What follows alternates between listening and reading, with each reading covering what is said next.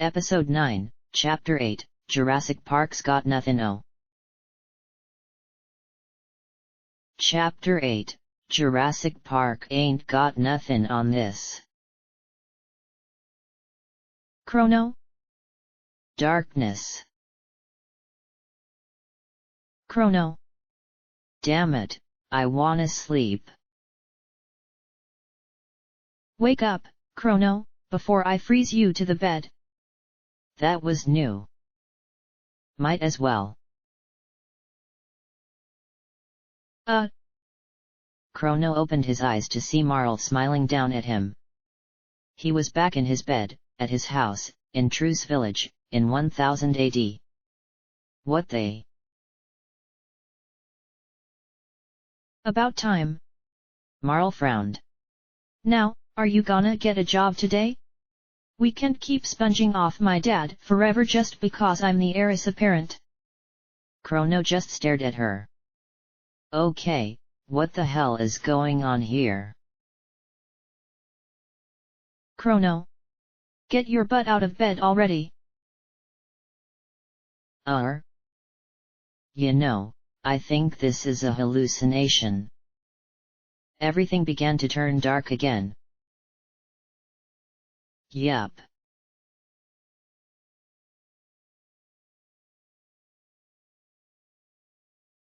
April 7th, 65 million BC. UNN. Chrono groaned as he slowly raised his head. Gah. Head feels like. His eyes widened as he saw who had been yelling. Isla. The cave woman nodded, relieved. Yes. Chrono, wake up. Marl looked up, awake now too. Isla, what are we doing here? Isla have strange dream.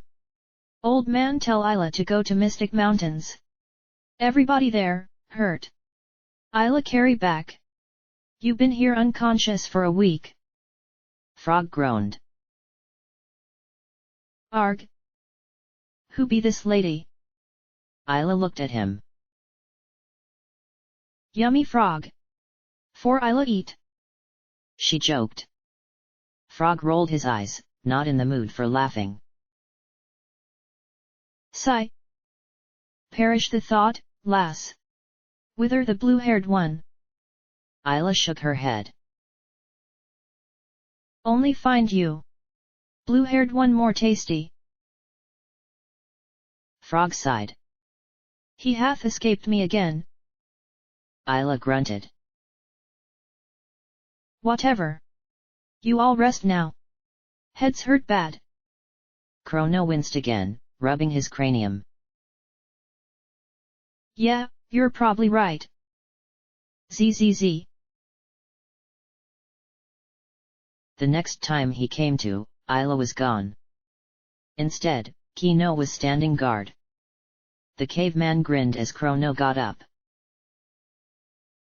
Chrono feel better now. Good. The teen smiled back.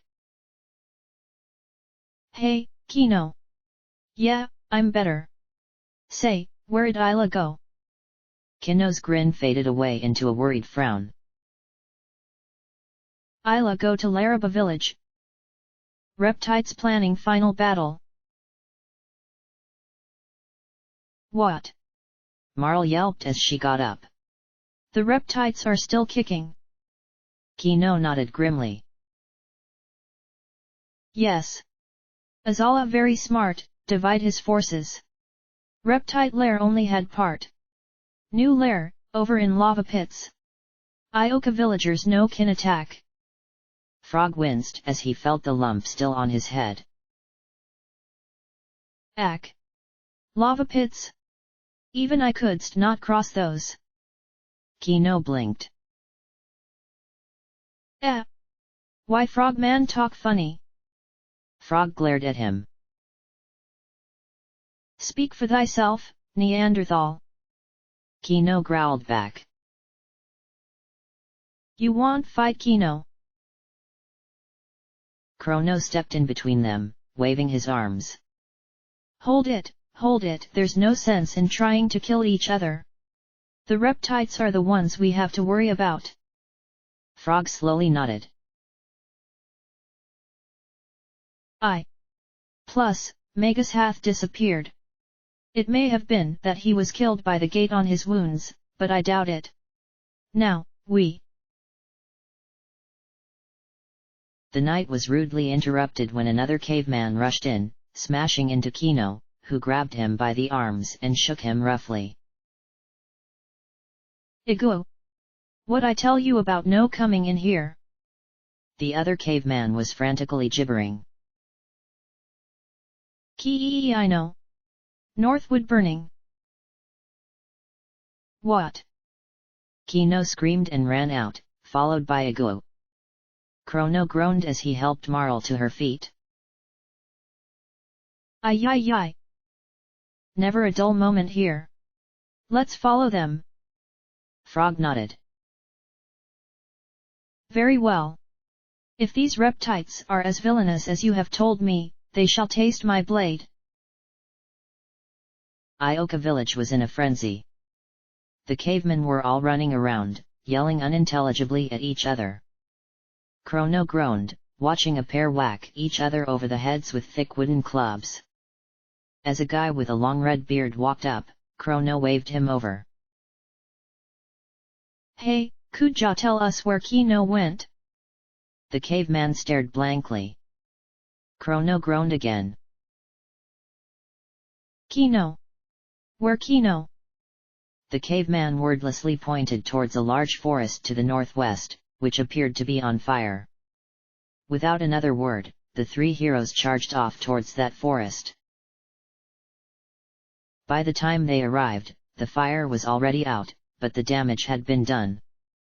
Smoke was everywhere, and there didn't appear to be any structures left. At the middle of the village, an old man in a feathered headdress was talking to Isla. As the three drew near, the old man suddenly started jumping around wildly, yelling at Isla. Isla! This your fault! He gestured around at the burning rubble. You piss off Azala! Azala attack us! Isla looked at her feet. Isla feel bad.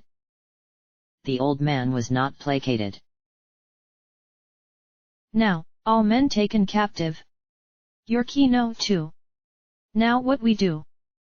Isla looked back up, her eyes burning. Isla no way, but old man must help. Dactyl. Must give Dactyl. The old man blinked, suddenly out of steam. You go to? Tyranno lair? That suicide. Isla want die. Isla die if run. Win and live. Lose and die. That Isla's rule of life. Old man breathing, but dead on inside. The old man just stood there for a moment, not saying anything. Finally, he grunted affirmatively. Okay. You go to Dactyl Nest. Keeper will help you. Isla nodded and ran off, howling. The three sweat dropped as she ran right past without even noticing them. Be she always like that? Frog asked. Marl shook her head. Sometimes she's even worse.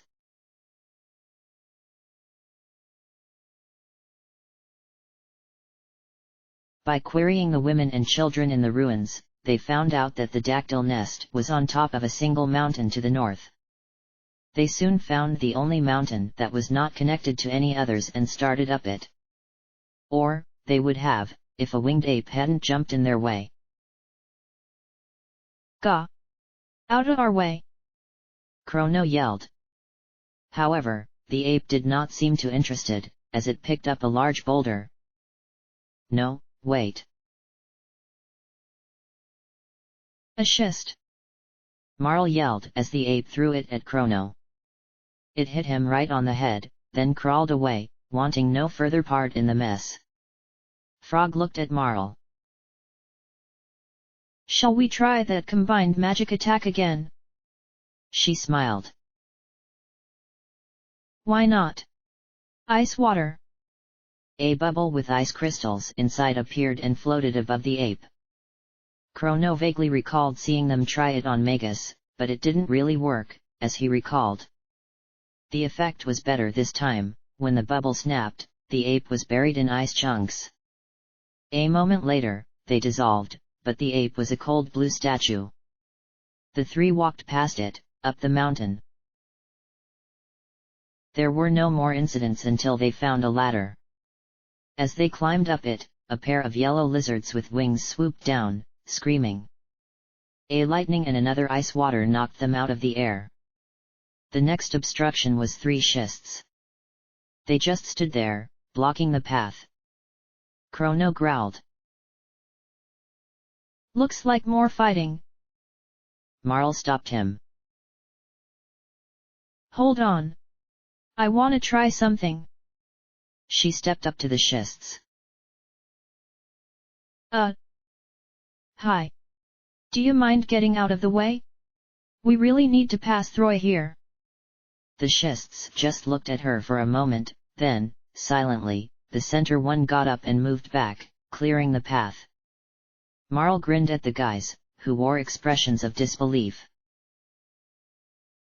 Newsflash, boys, testosterone isn't the answer to everything. They glared at her, then went past, as silent as the schists. A pair of winged apes and a single schist stood in front of the ladder up to the top. Chrono stepped up, trying Marl's tactic. Hey, guys. How you doing? Can ya get out of our way so we don't have to kill you? In response to his marvelously eloquent and polite question, one of the apes picked him up and threw him at the schist. Oof. Maybe it was my delivery. The schist growled, and the top of its boulder-like body disappeared, making it look like a crater. Pahoe. Marl gasped. Chrono, look out. They toss lava. What? Chrono rolled out of the way just in time, and the lava spilled onto the foot of the first ape instead. Yelling, it punched the Pahoe into the ground, and promptly got its fist stuck plugging the crater. The Pahoe, enraged, began trying to pump lava. The winged ape began screaming and tried to wrench it off, but to no avail. The Pahoe was puffing up like a balloon as the other ape tried pulling it off the first. Duck and cover. Chrono screamed as the three dived behind the bushes. A moment later, there was the sound of a huge explosion, and when they looked back, all that was there were 3 pillars of foul-smelling smoke.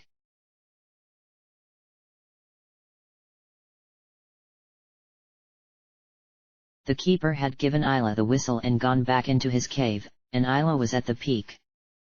She blew the bone whistle, and a huge pterodactyl flapped down.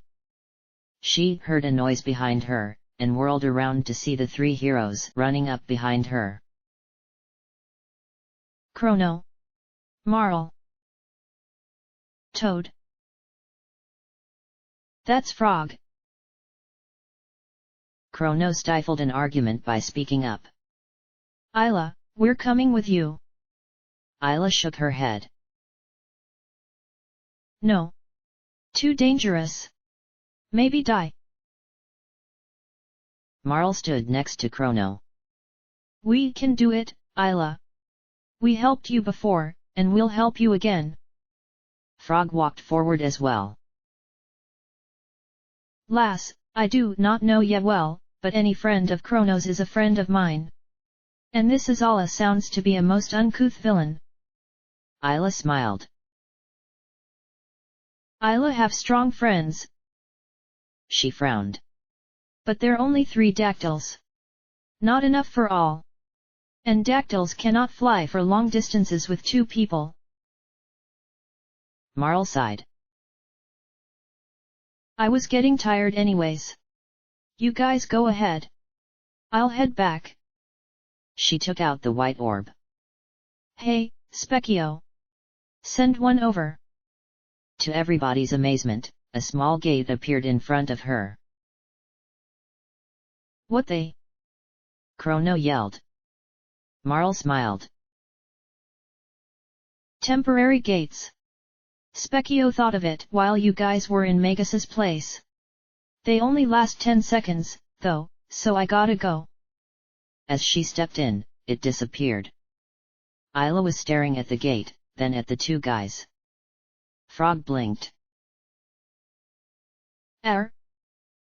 What be the problem, lass? Isla fainted.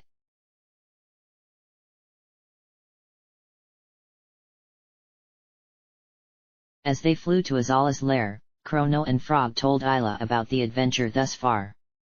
It was a good 2-day flight, even with the dactyl's speed, so they had plenty of time to chat. They landed about a mile away to avoid detection, then hiked the rest of the way. It was a building like they had never seen before, a stone fortress of spires and balconies. The gate guards were a pair of easily dealt with winged apes. However, the front hall did not appear to have any doors leading in deeper. All there were a pair of Tyrannosaurus skulls. The one on the left had a closed mouth, while the right one's mouth was open. Isla peered in. Stairs lead down to dungeons. When they went down the stairs, they bumped right into a pair of brown-colored reptite guards. Great! Chrono groaned as he attacked. I'll bet the brown ones are tougher. Sure enough, his sword was not enough to finish it, and Frog had to help. While they double-teamed it, Isla grabbed the other by the throat and proceeded to throttle it. Up ahead was a cell, with bars made out of dino ribs. A switch next to it opened them, and 3 Laraba men ran out, frightened out of their wits, and zoomed towards the exit. And they didn't even bother to say thank you, Chrono commented. Isla ignored him and charged ahead, flattening another pair of guards and going down the next set of stairs. Chrono and Frog caught her before she could alert the 3 guards clustered around another cell, with Chrono in it. So, you're the chief's mate, eh? Well, thanks for bringing, being the main course. Chrono jumped. Chief's mate. Isla shook her head wildly. That not true. She blushed. Not yet. The conversation alerted the guards, who charged. Frog suddenly grinned mischievously. I hath an idea. Suddenly, a bubble formed around Isla and lifted her off the ground. The cave woman ranted and raged inside as it lifted her over the guards and popped, dropping her on all 3 and flattening them. That wasn't nice, Frog. Chrono grinned. But it worked, did it not? I was talking about Isla. Oh. Isla picked herself up, glared at Frog, then walked over to the cell. She tried pushing the button, but it appeared to be broken. Chrono was banging on the bars as Isla thought. She glanced at the bars, and noticed there was a large space between the top bar and the ceiling. Chrono, I climb up and pull you up too. Frog scoffed. Be serious, lass. It shall never work. She glared at him again. Shut up, Toad. Without another word, she started climbing. When she reached the top, she extended her hand to Chrono and fell in herself. Frog simply said HMMPH. Chrono, sorry. The caveman said sadly. Isla grunted. Chrono, when we get out, you go. What about you? Isla's eyes lit up.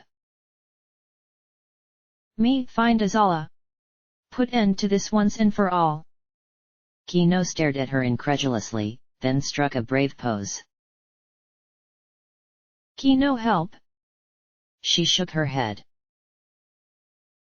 No. Chrono need to get back to Ioka. If Isla not come back, Chief needed. She stifled his objections with a huge bear hug, then ran up to the bars. Frog rolled his eyes. Now what is she? He broke off as, with a horrible noise, Isla exploded through the entire assembly, sending bone shards everywhere. Chrono ran out, then turned back to her. Chrono understand. And show you something. The three followed him up to the front hall, where he went over to the T-Rex skull that was closed and began feeling the teeth. When he touched a certain tooth, the mouth opened wide. Chrono grinned. Chrono see Reptite do it on way down. Chrono clapped him on the back. Good job, Chrono. Suddenly, a familiar sound rang out, and through the window, they saw a pair of shapes soaring away. Bleep. Those Larubans took 2 of the dactyls. Isla groaned, then turned to Chrono. Follow. Bring dactyls back here. Chrono nodded and ran out as the three ran up the stairs. The path forked left or right? Left. Chrono asked, and they nodded. They stopped as they saw a reptile with a winged ape on a leash. Whoa! Wrong way! Frog noticed a small button on the floor, and on a sudden thought, he pressed it. The three laughed as a hole opened beneath the 2 enemies and they fell down. The door led to an empty balcony, which led to a small room with a perfect sphere of stone sat. Chrono noticed it had a hinge in the back. Some kind of treasure chest, he muttered as he tried to open it. A hole opened beneath them. Crud! They landed in the cell that had held the Larubans. Fortunately, the door was open. Unfortunately, the ape and reptile were there as well. Who's laughing now? The reptile sneered. Chrono grinned. Actually, one short scuffle and one climb back up later, the heroes took the right path at the crossroads, and found another reptile with a leash. This time, though, it wasn't a winged ape. It was a pterosaur. And another button, which sent them down a pit just like the first pair. The balcony outside, however, had several reptiles. Isla grinned and snuck up behind them, then shouted Isla. The reptiles shrieked and jumped right over the edge of the balcony. Laughing, Isla led the way into the next room, which was a maze-like setup with pits everywhere. They weaved their way through, but at one point, the room went dark, and when the lights came on, they were back at the start. Trap spots, Chrono muttered. We'll have to watch out. They carefully made it to the end, where a reptile was waiting with 2 brown creatures that resembled the Pahoehoes. Volcanoes. Just great. As they ran up, the reptile kicked one of them, and it responded by spewing lava at the 3. While Chrono and Isla screamed and tried to get it off, Frog quickly got rid of his and, on a sudden idea, kicked the other. Sure enough, the very stupid creature spewed lava over the reptile, the other volcano, and even itself, finishing the battle. After Chrono and Isla succeeded in shaking off all the lava, the 3 went up the staircase onto another balcony.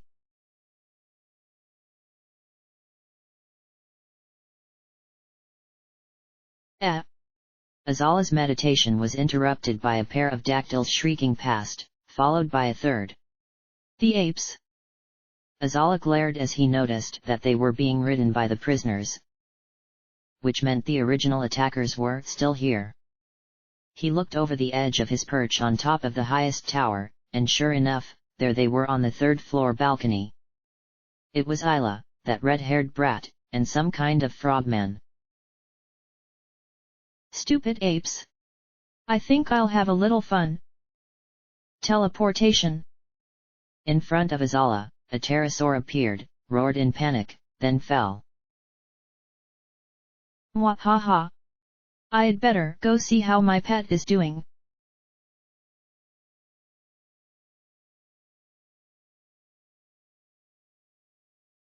Incoming! Scatter! The three dashed out of the way as a gigasaur crashed onto the ground. It appeared stunned, but quickly got back up and took the lightning full in the face. Isla growled and charged, mauling it savagely. After it was dead, she turned to the two guys. Cat attack! Frog shook his head and pointed at the next door, which had a metal grill across it. I do not think the lass can break that. We shall have to take the next door down. Inside the room, another closed skull confronted them, with two buttons on the floor. Chrono shrugged and pressed one, and the skull opened, revealing a wall switch. When they pressed it, they heard the grate recede. Unbeknownst to them, however, it also alerted the reptite in the room above, who immediately opened a cage and removed the avian rex. Okay, Gak, you're gonna have to fly Groove down to the third floor balcony. The rex squawked indignantly. Oh, quiet. It's only one floor, and you don't even really have to fly, you just have to glide. Now get going. As the three were about to go in, they heard a strange sound, and turned around to see a truly amazing sight, an avian rex carrying a gigasaur. As they watched, it shrieked and dropped the fatso in front of them, then flew away, shrieking at a reptite on the floor above. The three recovered and took it out, then went in the door. A massive, gold, muscled dinosaur stood there, exercising. Nizbel! Isla gasped. It stopped for a moment and looked at them. Actually, I'm Nizbel too. Azal is in the back, if you want to see him. The three shrugged, then walked around. As they were about to head up, Nizbel too called out, "Hold it!" They turned to see him stomping towards them. This is a special room. The great Nizbel is buried in the floor of this room.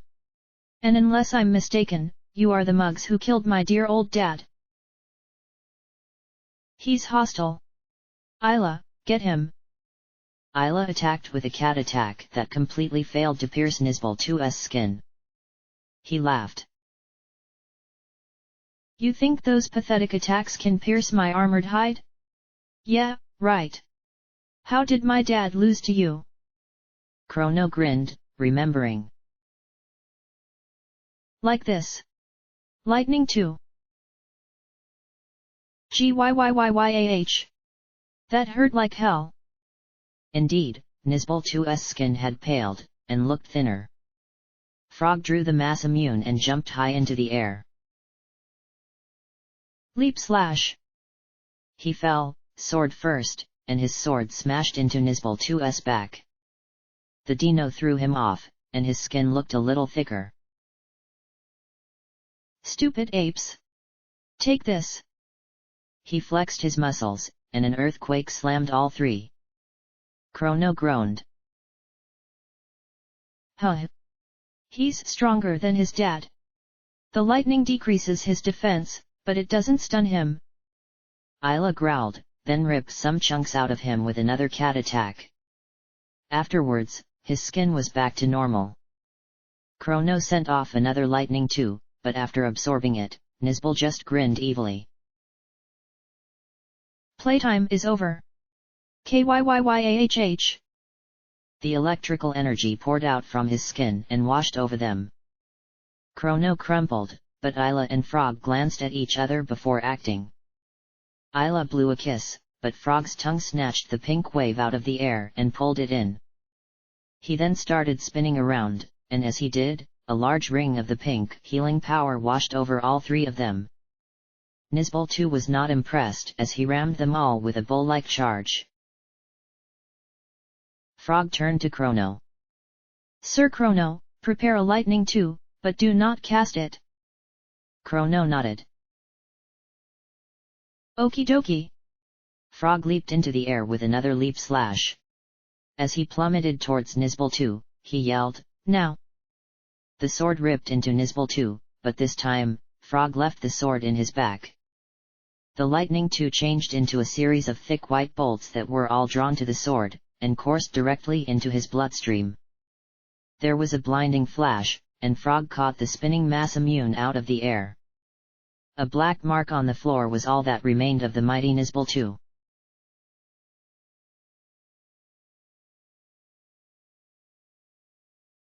Azala's head shot up as he felt the psychic stab that could mean only one thing. Nizbal II is dead.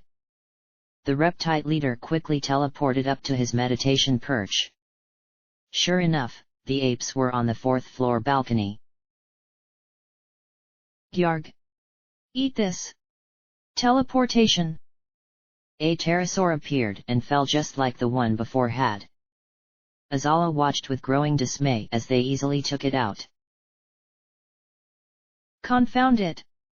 Try to, then. Teleportation.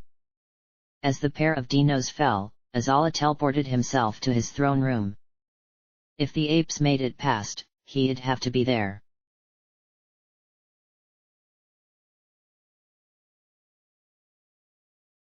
Incoming, again. Lightning II. The pterosaurs were instantly stunned, and Frog and Isla quickly took care of them. Chrono grunted as he took a mid-ether. Okay, everybody, this is the top floor, and we're about to go into the only door. Doesn't take a genius to figure out Azala's in there. Everybody ready? A pair of curt nods.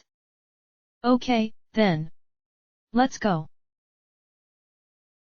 The reptile leader looked up calmly as the three burst in. Well, well. Look who's here. So this is it, then. The final showdown. Today, there will be a confrontation. Chrono nodded. You got that right. You're going down, Azala. Only time can determine that, fool. Will it be us reptites, or you silly apes who rule? Isla growled angrily. Strong survive. Isla strong. Isla fight. Oh, of course, my dear.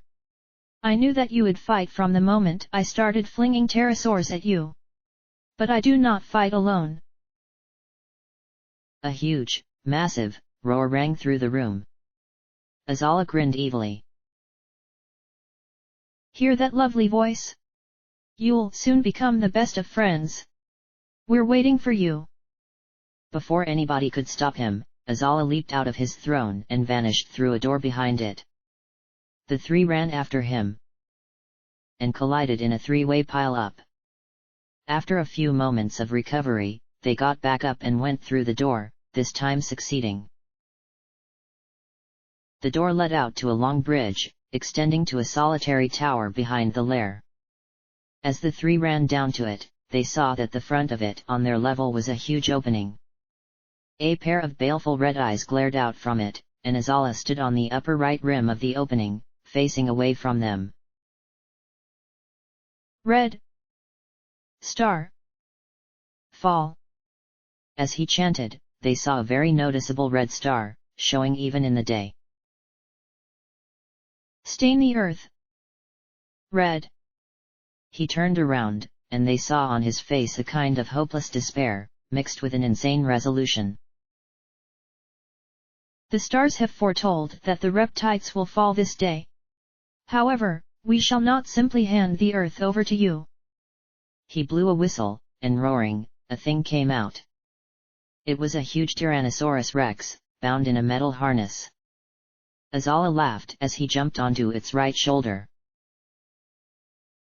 Mwahaha! With this black Tyranno, I can finally exterminate you filthy apes before my fall.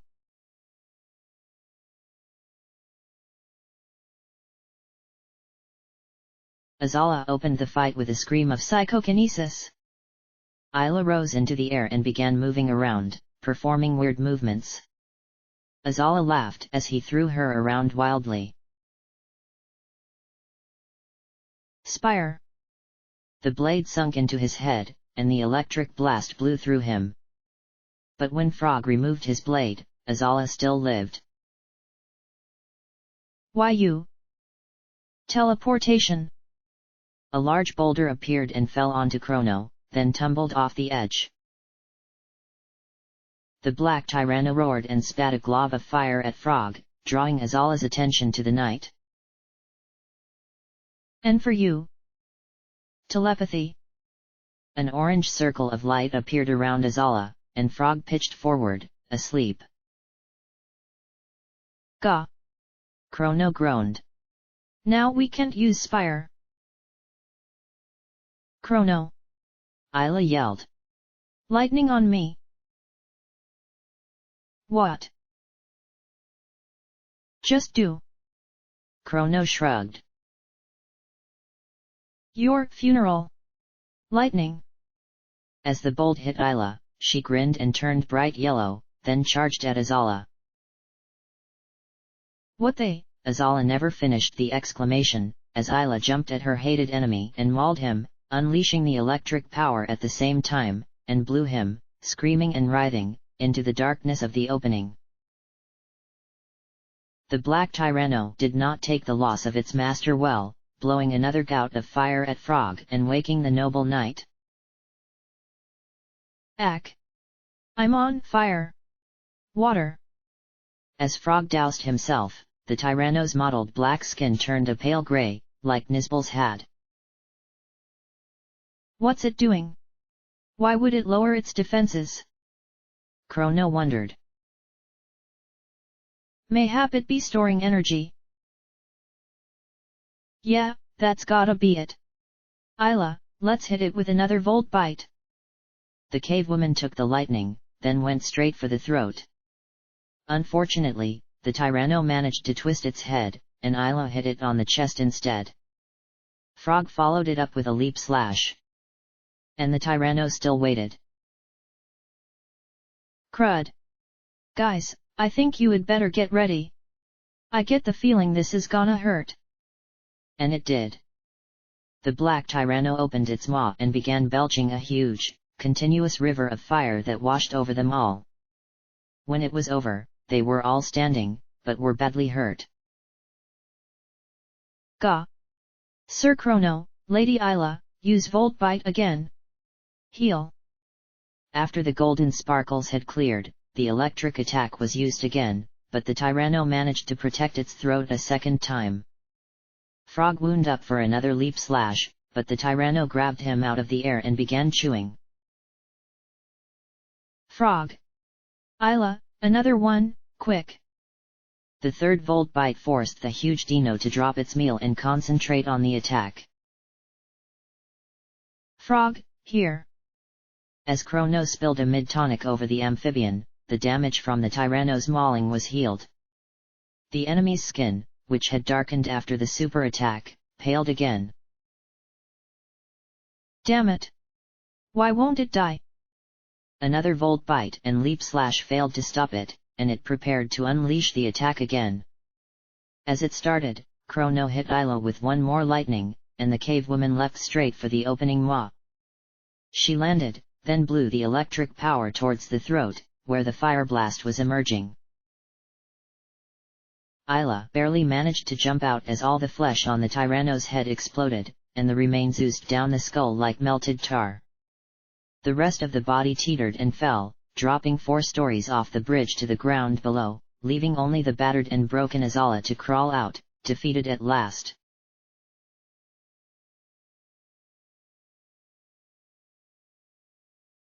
No. It can't be. Can the heavens truly have sided with the apes? Chrono bent down next to the reptile.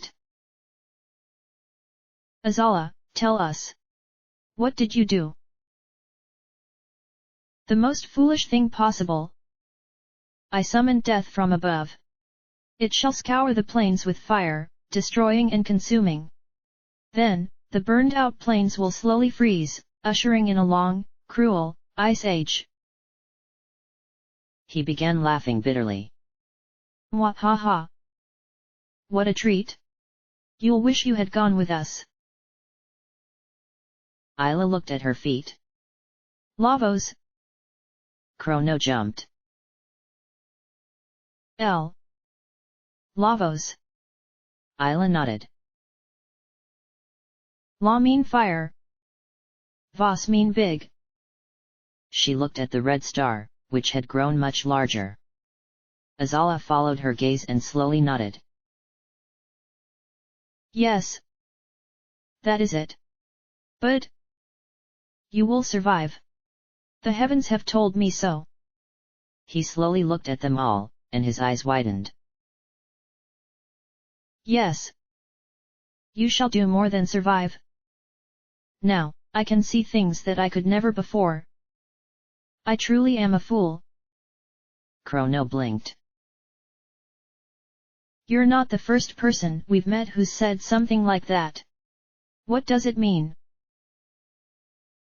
Azala's reply was drowned out by the rushing sound of dactyl wings. As the sky began flashing a brilliant red, the three steeds of the air landed, Chrono on the lead. Isla.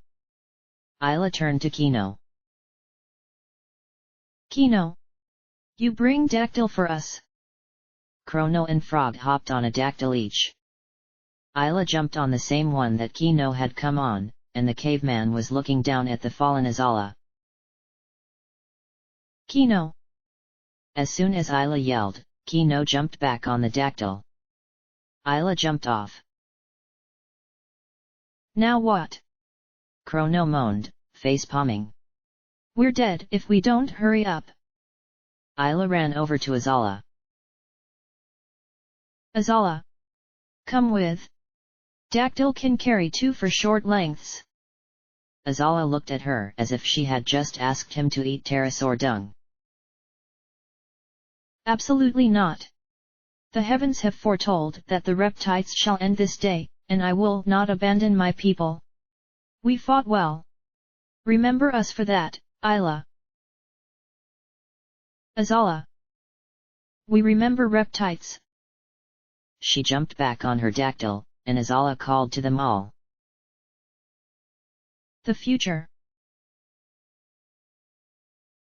What about the future? Chrono yelled back. We have no future. The reptiles leave this planet to you humans. I charge you with the task of keeping it safe. Chrono nodded, and the dactyls flew away, leaving Azala alone.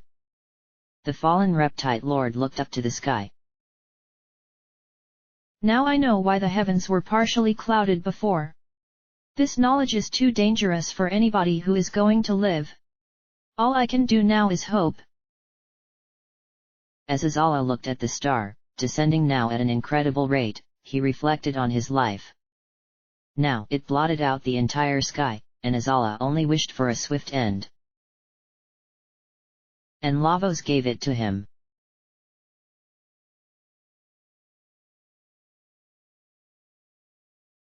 From the depths of space, it fell, seeking death and destruction.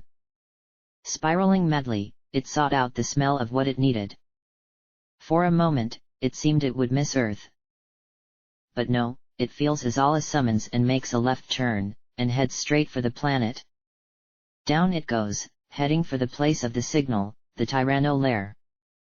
The 3 specks flying away are insignificant. All that matters is contact. The impact is made, driving the Tyranno lair into the ground, leaving only a crater. But it's not far enough. It begins to burrow.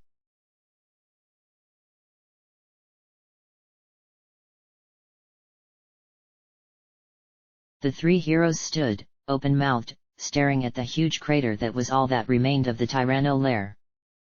Frog was the first to speak. Through no fault of Magus does Lavos live. It fell from the sky in ancient times. Isla was next to speak. Lavos. Big. We go kill. She took off. Chrono yelled after her, Hey, wait. But she ignored him. Frog looked at him. Left unscathed, it will burrow deep within the earth. Best to defeat it now, while it is weakest. Frog went on as well. Chrono groaned. Hey, hold it. Wait. Grr. Grumpily, he gave chase. The three found a single door-sized gap in the wall, and went in to find a small room. Lavos was not there, but a familiar blue orb was. A gate! Chrono yelped. Isla went over and sniffed it. Lavos very fast. Burrow deep already. Frog looked at the gate, thinking. Mayhap Lavos is the cause of this warp? The one in Magus' castle was immense. Might Lavos be the source of all gates? Chrono shook his head. No way. Remember, there's one in the Mystic Mountains? Lavos is just one source of gates. There have to be others. Isla sighed. Well, we go in here. Chrono nodded slowly. Why not? We got nothing else to do. End of chapter.